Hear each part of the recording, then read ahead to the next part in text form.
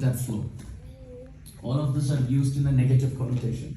So how do we understand that Gandhara Nilotpala, that Shakuni or Dhritarashtra are compared to blue lotus flowers? Well, the understanding is the pink lotus opens to the sun and the blue lotus opens to the moon. So all day long the blue lotus is closed, and when the sun sets, the moon rises, that's when the blue lotus opens. So you see some night lotuses, some names that are found are, like for example, Kairava in the Shikshashtakam refers to a night blooming lotus flower. Shreya Kairava Chandrika Vitaranam. Because there it's said that just like the Kairava, the night blooming blue lotus opens to the Chandrika, similarly the heart opens to the rays of Nam Sankirtan. When Nam Sankirtan is performed, the rays open up the lotus of the heart. So that's a good connotation there. So why is it that Dhritarashtra and Shakuni are compared to blue lotus flowers? Well, it's because when Krishna, who is the sun, is dissipating and giving light to the whole world, these people are closed. During the daytime of Dharma, when Krishna is prominent, these people are closed. And when Adharma sky of darkness is rising, that's when the blue lotus of their hearts are opening. So it's a sarcastic connotation of Nilotpala. Ashwathama Vikarna Ghora Makara. Ashwathama and Vikarna are considered in this example to be nasty crocodiles.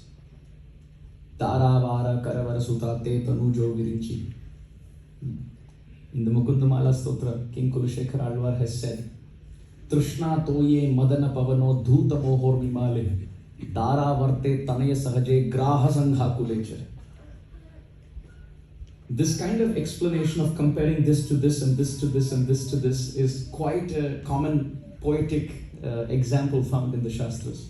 In the Mukundamala Stotra, King Kulashekar describes, this material world is like an ocean. And as many drops of water exist in an ocean, that's how many number of material desires rise in the heart of a living entity. Then he says, just like there are continuous waves in the ocean, those are like the unlimited planning that we make in life. The waves come and then they crash. By then another wave starts coming in, that crashes. Then another wave comes in and crashes. Those are like our material plans. We make a plan and it crashes. By then we make a plan B, which is already ready to crash. Then we have a plan C. This is in the Mukundamala Stotra. And then he says, all my friends and relatives and family and children and everyone, they're all like crocodiles in that ocean. Wait a minute. Doesn't that sound too intense? Well, King Kulashekar is saying in the sense that when you're drowning in the ocean, you don't know to swim and we are drowning in the ocean. If crocodiles start coming, biting, taking a portion from our body, it just makes things worse. So we ourselves, we are not able to go beyond the cycle of birth and death, and then we take on more and more responsibility in this world. That's like crocodile, which is eating up our time and energy and making sure we successfully drown in this world, being overwhelmed with responsibility. So here similarly it is described, Ashwathama Vikarna Ghor Makara. Ashwathama and Vikarna are intense crocodiles in this river of Kurukshetra. And Duryodhan, you always save the best for the last. So Duryodhan is the Avartini, he's the whirlpool. Whirlpool, whirlpool. There used to be an advertisement that would come in India for washing machine, right? They used to call it the whirlpool. That's the brand. So Duryodhana is the whirlpool. Instead of washing his heart, he's just making everything go in circles, and the whole river is moving around this one, or the whole battle is moving around this one person, Duryodhana. And the Pandavas, 5 of them, that's all. They have to cross this ocean, beyond these banks, beyond these currents, beyond these dark, nasty lotus flowers, beyond this river flow, beyond the depth of the water, beyond this whirlpool. Well, Sa Uttirna, they did it. Khalu, indeed, Pandavaihi, all 5 days swam across this river successfully. Rana Nadi, this river of the battlefield. Why? Because Kaivartaka Keshava, they had a boatman called Keshava, Krishna.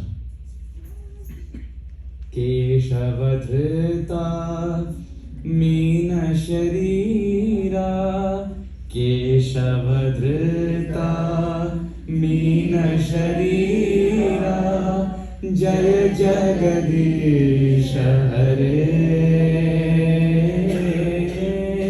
Jaya Jagadish Hare, Hare Jaya Jagadish Hare. Keshava Dhrita, he became a fish and he swam. We'll take questions at the end if that's okay. Yeah. So Krishna swam across the river as Matsya during the ocean of annihilation. He took the Vedas as Matsya avatar and he saved King Satyavrata. And that same Matsya, that same gigantic fish, Krishna, who is Tesham Aham Samdhartam Mrityu Samsara Sagarat, who is the great, Prabhupada translates, swift deliverer from the cycle of birth and death. How many of us have seen that picture where Krishna's on the back of Garuda as Mahavishnu and he's dipping down and the devotee is sinking in the ocean and he puts his hand up and Krishna dips low to hold the hand of the Vaishnava and pull him out? How many of us have seen that picture? That is Krishna's nature. That is Krishna's nature. Tesham aham samudhartam mrityu samsara sagarat. Krishna dips in this world to uplift everyone. So as this swift deliverer, as the great golden fish Matsya avatar, he swam across this river of the Kurukshetra and he took all the Pandavas. I know one devotee friend of mine. He's from a different country altogether. He's an expert swimmer. He was awarded a very high civilian award in his home country for the achievement that he achieved, which was par excellence. And what was that? He was in the ocean and there was a rip current. How many of us know what rip currents are? When there's a rip current, the more you try to swim, the more you lose. Because the rip current is going to bring you in circles. And the more we try, we think we are drowning, and the more we try, we lose energy and we start to drown. So this devotee, friend of mine, he was swimming and there was a rip current and 5 others were stuck in that. And he swam across with all 5 of them alive. He saved 5 of them from drowning, including himself.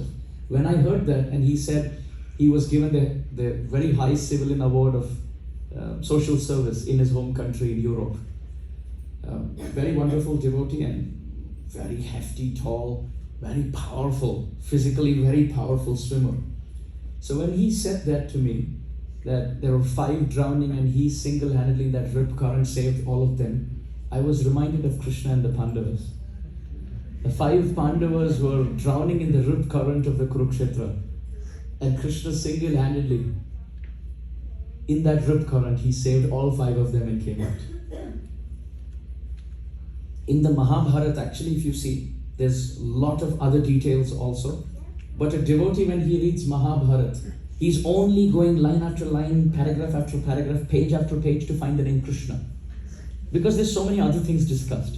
And we want to know where is Krishna and what did he do. Actually, if you see, we could as well be studying World War II. But why are we studying this war? Well, because World War did not have Krishna, but this war has Krishna, that's all. Anything that has Krishna, it becomes interesting to us. That's the nature of love. So in the Mahabharata, you go line by line and you see, okay, these are details, okay, I can skip and skim through, but this is where Krishna is. And it's phenomenal how much Krishna did for the Pandavas.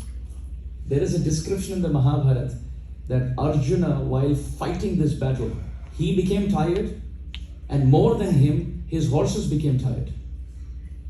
And Krishna observed that the horses of Arjuna were galloping at 1/3 the speed because they were tired and fatigued in that war.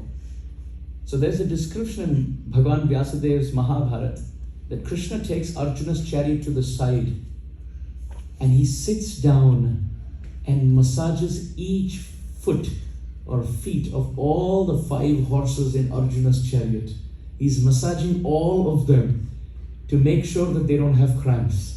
And not just that, Krishna brings in water and with his own palms he feeds water into the mouth of these horses. They are drinking straight from Krishna's palms. The monkeys ate butter from Krishna's palms. Now the horses are drinking water from Krishna's palms. And Krishna fed all these horses with his own palms and massaged all their feet. And now it's described the horses became so rejuvenated. Now they were running at the speed of lightning. This is how much love Krishna has for Arjuna. It's not simply becoming a driver for Arjuna's chariot, not just becoming a servant for Arjuna, becoming the servant of the horses who are the servant of Arjuna. And who's doing this? Bhagavan is doing. Saratya parashada sevana sakhya dautya Veerasanānugamana stavana pranaman snigdheshu pandushu jagat pranatim cha Vishnu bhaktim kuruti nripatis charanaravinde. The first canto, 16th chapter of Bhagavatam describes what is that thing that Krishna doesn't do for his devotees. And why are we saying all this? Because the context is Krishna serving Sudāma. That's the context. The words in the Bhagavatam describe Sarathya. Who in this world will be ready to become a driver for another person? Krishna was the personal driver for Arjuna's chariot.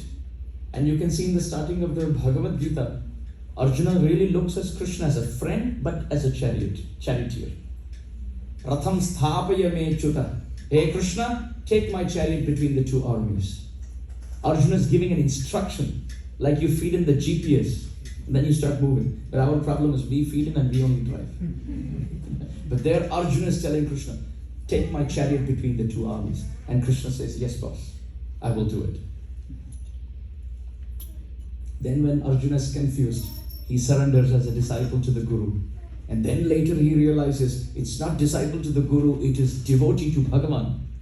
Sakheti matva prasavam yaduktam He Krishna he Yadava he Sakheti Ajanata mahimanam tavedam maya pramadat pranayena vapi Yachhavahasartam asatkritopi Vihara shayyasana bhojaneshu Ekopa vaptyachutatat samaksham tat kshamaye tvam aham aprameyam. Arjuna tells Krishna, oh Krishna, I have made a big mistake. I considered you to be my chariot driver and my friend, and sometimes out of too much intimacy and sometimes because of frivolity, I called you, hey Sakha, hey Krishna, hey Yadav. Sometimes when you have a friend, you kind of shorten their names. There was one boy I know, his name was Chiku. His mother called him Chiku. And he had two other brothers also. So other friends started teasing them as fruit basket.